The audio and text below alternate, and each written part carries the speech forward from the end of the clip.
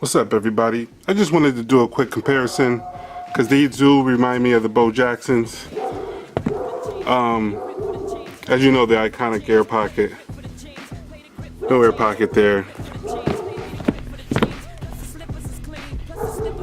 They kind of do have the same build. The Ewing is slightly higher in the ankle.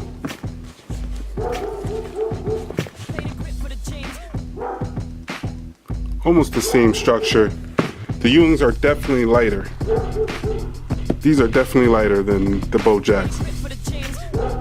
Here's the front toe box. And then all the way up.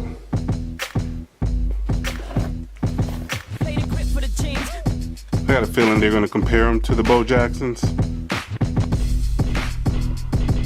This is the iconic colorway. Worn, of course.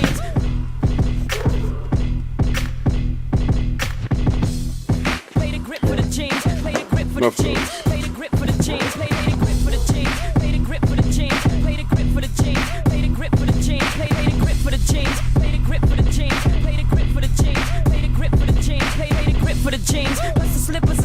Plus the slippers is clean. Plus the slippers is clean. Play the grip for the jeans.